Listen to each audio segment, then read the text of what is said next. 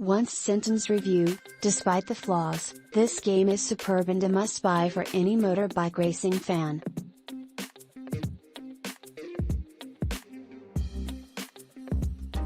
Long review. My review of the original TT Ride on the Edge game was summed up by the phrase "one trick pony." Luckily the one trick is very good.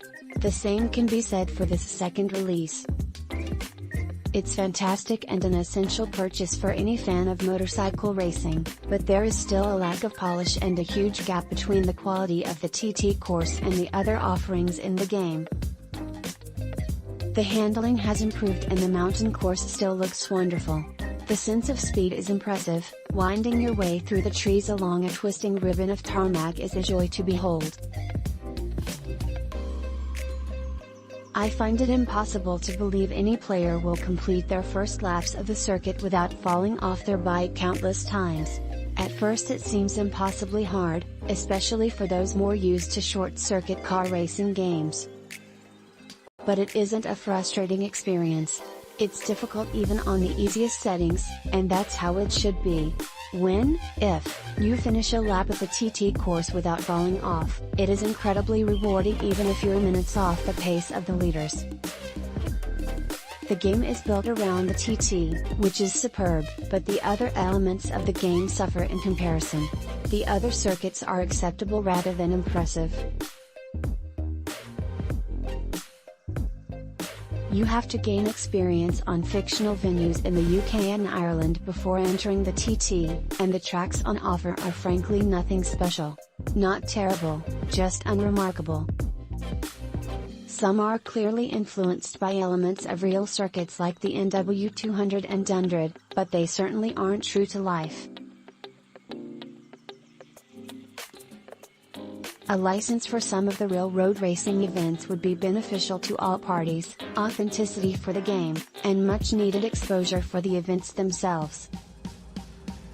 It would make the non-TT events more worthwhile. As things stand, they are an inconvenience you must grind your way through to earn money and qualify for the TT. There is a new open-world element to the game, made up of the roads which the fictional tracks are made of, but it offers limited value. There is no vibrancy to it, just you on your bike riding on empty roads. There are challenges that slowly unlock through career mode, but they feel like an afterthought. The bike handling is better than in the first game, but in truth there just aren't enough bikes to choose from. Super bikes and super sport machines are included, as are a handful of classic bikes.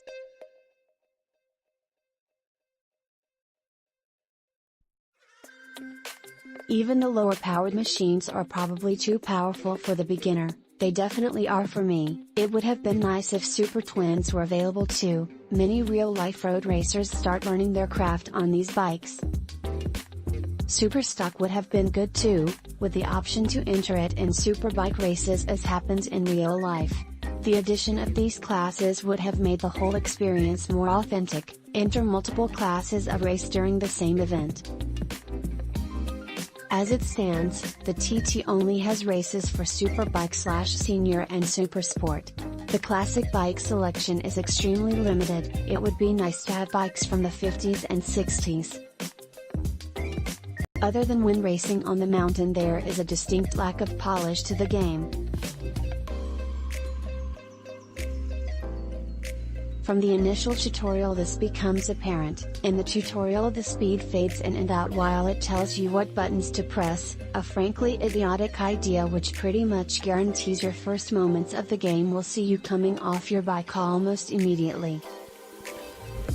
Click link in description for more reviews.